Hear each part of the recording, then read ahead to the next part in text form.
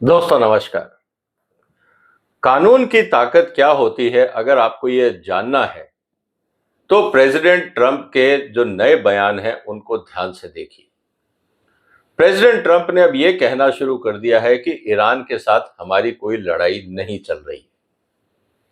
ये क्यों कहना पड़ा, आज हम इस बात को समझते हैं। इसीलिए इस वीडियो को पूरा देखिएगा कि ऐसी क्या मजबूरी है कि 13,000 अटैक करने के बाद, लगातार हजारों लोगों का कत्ल करने के बाद आज ट्रंप को यह कहना पड़ रहा है कि हमारी ईरान से कोई लड़ाई नहीं चल रही। इसको समझने के लिए इस प्रेजेंटेशन को, इस डिस्कशन को पूरा देखिएगा और निवेदन है कि इस चैनल को सब्सक्राइब कर लीजिए और इस वीडियो को शेयर करिए। दोस्तों, जब हम बात करते हैं कानून की तो दुनिया में लड़ाई के भी कानून होते हैं। अमेरिका में भी कानून है कि अगर कोई राष्ट्रपति किसी देश पे लड़ाई करता है, आक्रमण करता है, तो उसको कांग्रेस की मंजूरी लेनी पड़ती है। लेकिन ट्रंप साहब ने ऐसा नहीं किया। इसीलिए अमेरिका में एक कानून और है कि अगर राष्ट्रपति किसी देश के ऊपर आक्रमण करते हैं तो उनको 60 दिन के अंदर कांग्रेस से अप्रूवल लेना चाहिए। ट्रंप साहब ने वो भी नहीं लिया और ईरान लड़ाई का 60वां दिन आज पूरा हो रहा है। इसीलिए यह कानून जब आज से लागू है, ट्रंप साहब के ऊपर अकाउंटेबिलिटी का बोझ बढ़ने लगा है, तो उन्होंने ये कहना ही शुरू कर दिया है कि मेरी तो ईरान से कोई लड़ाई है ही नहीं। आज हम इसको थोड़ा और विस्तार से जानते हैं। दोस्तों, अगर लड़ाई नहीं हो रही है तो कारण क्या है, इसको हम समझ लेते हैं। Because calling it a war legally forces him to go to Congress and he wants to avoid that. अगर ये कहते हैं कि हाँ मेरी ईरान से लड़ाई चल रही है, तो ट्रंप की मजबूरी और मुश्किल ये है कि अब उनको कांग्रेस में जाना पड़ेगा और उनको ये पता है कि अगर वो कांग्रेस में गए तो फिर बाजी उनके हाथ से निकल जाएगी। और वो क्यों निकलेगी, इसको भी हम समझ लेते हैं।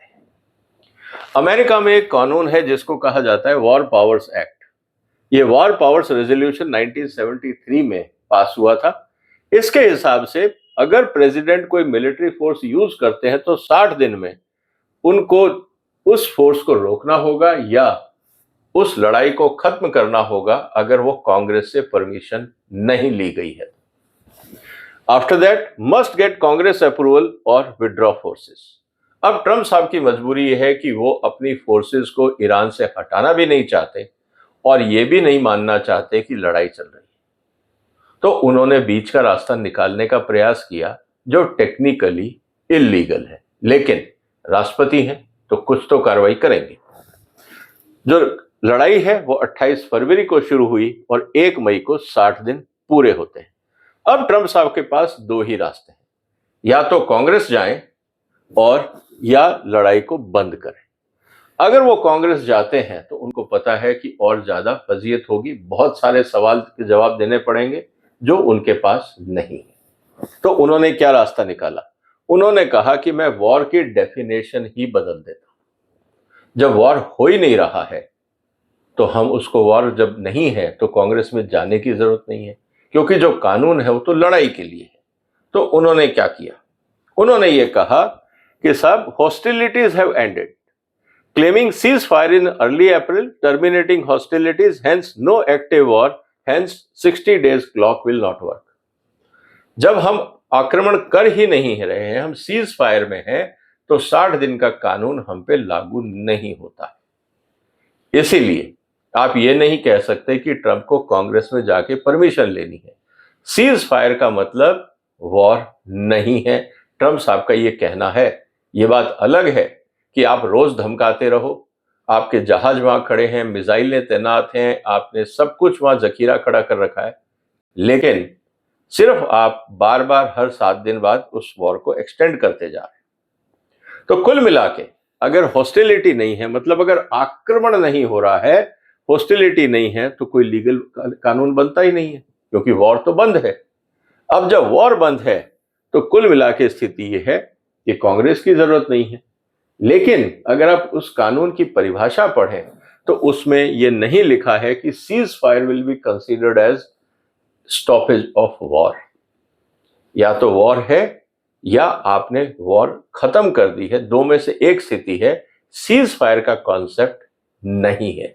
ये बात एक लीगल मुद्दा है जिसको ट्रम्प साहब एक्सप्लॉइट कर रहे हैं, और यही एक लीगल वर्क अराउंड उन्होंने अपने रास्ते में निकाला है। अब सवाल इस बात का है कि ये लड़ाई है या नहीं। ट्रम्प साहब तो कह रहे हैं हम तो लड़े ही नहीं उनसे। जब नहीं लड़े तो कुल मिला के जो अभी तक 13-14 हजार अटैक हुए उसका हिसाब कौन देगा?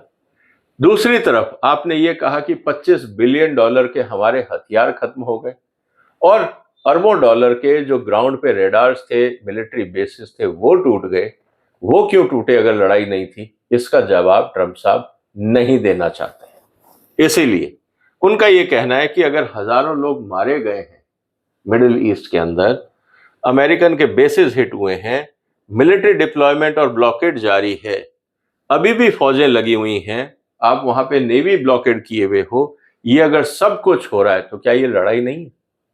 ट्रम्प साहब कहते हैं नहीं, ये लड़ाई नहीं, सीज फायर हो गया है, हमने तो सिर्फ वहां पे एक तरह से प्रेशर बिल्ड कर रखा है। अब इंपॉर्टेंट चीज क्या है? ट्रम्प साहब खुद बोलते रहे कि साहब ही avoided calling it war because that would require Congress approval, और इसीलिए उन्होंने कहा कि साहब मैं तो इसको लड़ाई इसलिए नहीं बोलूंगा, स्पेशल मिलिट्री ऑपरेशन जैसा कि रशिया ने किया है, उस स्थिति के अंदर मुझे तो कांग्रेस में जाना ही नहीं पड़ेगा। और वो जानते हैं इस बात को, इसीलिए कांग्रेस को अवॉइड करने के लिए वॉर शब्द का इस्तेमाल नहीं किया जा रहा है। अब सवाल इस बात का है कि कांग्रेस को क्यों अवॉइड किया जा रहा है, इसको भी हम समझ लेते हैं। जबकि बजट वहां से अप्रूव होना, रिस्क ऑफ रिजेक्शन, कांग्रेस आपको पता है कि इस समय भी कई बार ऑथराइजेशन वोट कांग्रेस में गया है, लेकिन हर बार 2-3 वोट से वो जो है ऑथराइजेशन गिर जाता है। और ट्रम्प को पता है कि अगर मैं गया तो प्रॉब्लम हो जाएगी, फिर मुझे लड़ाई खत्म करनी पड़ेगी और वापस आना पड़ेगा। लॉस ऑफ कंट्रोल, अगर कांग्रेस की तरफ से अप्रूवल मिलता है कि ठीक है आप लड़ाई पे जाइए, फिर उसके ऊपर सारा कंट्रोल, लिमिट्स, ये सब कांग्रेस की होंगी। आपको रोज कांग्रेस के को ही जाके ब्रीफिंग करनी होगी, राष्ट्रपति के हाथ बंद जाएंगे, जो ट्रम्प साहब नहीं चाहते हैं। और इसके अलावा जैसे ही आप वॉर की बात करते हैं तो फिर उसकी पब्लिक स्क्रूटनी शुरू हो जाती है, क्योंकि टैक्स पेयर का पैसा लगा है, अमेरिकन फौजें लगी हुई हैं, अमेरिकन फौजी मारे गए हैं, तो पब्लिक स्क्रूटनी तो होगी, अकाउंटेबिलिटी भी फिक्स होगी। तो क्यों हुआ? फिर बहुत सारी वॉर क्राइम हुए हैं, सिविलियन टारगेट्स पर अटैक हुए हैं, तो बहुत तरह के मुद्दे सामने आ जाएंगे। तो अकाउंटेबिलिटी, डेथ्स की, कॉस्ट की, आउटकम्स की कौन लेगा?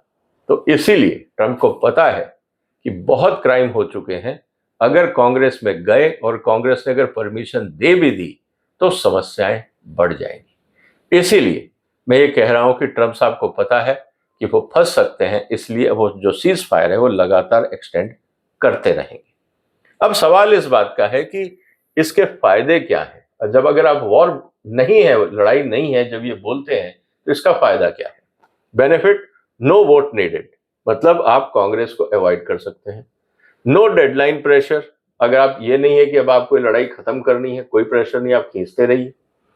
फ्लेक्सिबल मिलिट्री एक्शन, स्ट्राइक करिए, ब्लॉकेड करिए, जो भी करिए, ये ट्रम्प के ऊपर है, अब कांग्रेस की दखल नहीं है।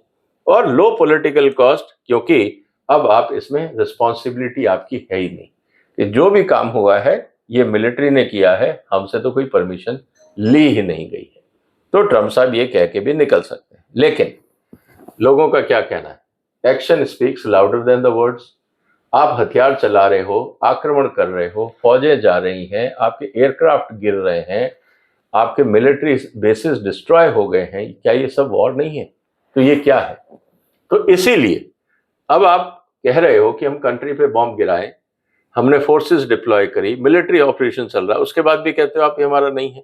तो कुल मिला के इस समय ट्रम्प साहब के ऊपर जो आरोप वो यही है कि ये पूरा जो संविधान है अमेरिका का, उसको मैनिपुलेट कर रहे हैं।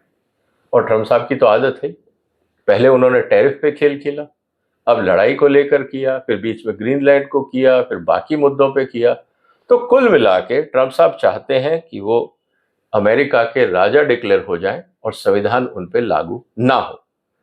लेकिन इससे इंपॉर्टेंट चीज क्या है, वो यह आती है कि ट्रम्प साहब क्या कह रहे हैं, war means only active combat. अगर हथियार चल रहे हैं, बर्बादी हो रही है, तब आप वॉर बोलिए, सीज फायर को वॉर मत बोलिए। लेकिन कानून क्या कहता है, वॉर का मतलब है एक्टिव एंगेजमेंट। आपने वहां फौजें तैनात कर रखी, सब कुछ कर रखा है, उससे पहले आपने बॉम्बिंग करी, लगातार आप धमका रहे हैं, तो ये वॉर है या नहीं। Cease fire ends the war, Trump का ये कहना है, लेकिन सीज फायर का कानूनी प्रावधान नहीं है, ये भी हमें समझना होगा। और एग्जीक्यूटिव डिसाइड्स, ट्रंप का ये कहना है कि एग्जीक्यूटिव डिसाइड करेगा, जबकि अगर कानून के हिसाब से जाएं तो कांग्रेस को अप्रूवल देना पड़ेगा। तो कुल मिला के स्थिति क्या है दोस्तों, ट्रंप जो बार बार कह रहे हैं कि मैं ईरान से लड़ाई नहीं कर रहा, उसका लीगल कारण ये है कि इनको मैंडेटरी जो कांग्रेस अप्रूवल है वो नहीं लेना है, इसलिए उनका ये कहना है कि हमें लड़ाई कर ही नहीं रहे।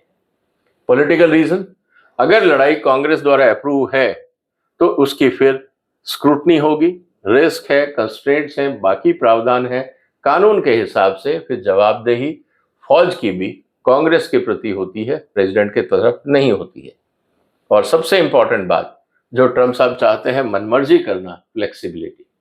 क्योंकि अगर कांग्रेस ने अप्रूव करी तो फिर कांग्रेस के मानदंड जो मिलिट्री लॉज हैं उस हिसाब से काम होगा। फिर ट्रंप के कहने से कभी ब्लॉकेड, कभी बॉम्ब, कभी बच्चों के स्कूल पे आक्रमण, कभी पावर प्लांट पे आक्रमण, कभी डिसैलिनेशन प्लांट पे आक्रमण, ये जो सब तरीके हैं ये सब फिर रोकने पड़ेंगे, वॉर क्राइम आप नहीं कर पाएंगे। तो दोस्तों स्थिति क्या है, स्थिति कुल मिला के आज ये है कि this is not about whether war exist, issue ये है कि अब कंट्रोल कौन कर रहा है। अमेरिकन कानून के हिसाब से कांग्रेस को कंट्रोल करना चाहिए, लेकिन ट्रंप साहब कहते हैं मैं कंट्रोल करूंगा। झगड़ा लड़ाई का नहीं, झगड़ा है कि लड़ाई को कंट्रोल कौन करेगा। ट्रंप साहब फ्री हैंड चाहते हैं, अमेरिकन कानून कहते हैं कांग्रेस की परमिशन जरूरी है। झगड़ा इस बात का है, इसीलिए उन्होंने कानूनों को साइडलाइन करने के लिए, संविधान के चक्कर में ना फंसे, इसीलिए उन्होंने कह दिया हम लड़ाई कर ही नहीं रहे हैं। क्योंकि अगर ऐसा है तो फिर अकाउंटेबिलिटी का सवाल आता है, और अकाउंटेबिलिटी फिर ऑप्शनल हो जाती है। अगर कानून के दायरे में काम नहीं हो रहा है तो फिर अकाउंटेबिलिटी कौन तय करेगा, तो मुद्दा यहां पे आ जाता है। तो उम्मीद है दोस्तों कि ये जो नया डेवलपमेंट हुआ है, जो आज से नया कानून अमेरिका का लागू हुआ है, कि आज 60 दिन पूरे हो गए हैं, ट्रंप साहब की अब मजबूरी है। अब देखना यह है कि क्या ये वापस आक्रमण करेंगे, क्योंकि बीच में इन्होंने गैप ले लिया। अब ये कहेंगे 60 दिन की लड़ाई हुई नहीं, जैसे ही नया आक्रमण होगा क्या वो डे काउंट होगा, और बीच के जो सीज फायर के दिन हैं क्या उसको हम अवॉइड करेंगे। अब ये अमेरिकन कानून क्या कहते हैं, वहां के कानून के लोग कैसे इसको इंटरप्रेट करते हैं, ये तो वक्त बताए। लेकिन ट्रंप साहब को भी पता है कि अंतर्राष्ट्रीय लेवल के साथ साथ अमेरिकन कानून भी उनके ऊपर हावी होते जा रहे हैं, इसीलिए वो चाहते हैं कि ईरान जल्दी से समझौता करे और वो इस जंजाल से बाहर निकले। लेकिन अब ईरान ये कह रहा है कि लड़ाई आपने शुरू की थी, अब कैसे और कब खत्म होगी अब ये हम डिसाइड करें। तब तक आप और हम, दुनिया के बाकी लोग परेशान हैं। इसी बात को लेकर मैंने एक और वीडियो बनाया था कि इस लड़ाई में कोई नहीं जीतेगा, लेकिन कीमत सब चुकाएंगे। आप चाहें तो वो वीडियो देख सकते हैं मेरे चैनल पे, आपको और डिटेल उसमें मिल जाएगी। तो दोस्तों आपको क्या लगता है, क्या ये अमेरिका की ईरान के साथ लड़ाई है या नहीं है? जो भी आपके विचार हो कमेंट बॉक्स में लिखिए, इस वीडियो को शेयर करिए, चैनल को सपोर्ट करिए। फिर मुलाकात होगी एक और महत्वपूर्ण मुद्दे के साथ। तब तक अपना ध्यान रखिएगा। फिलहाल वंदे मातरम।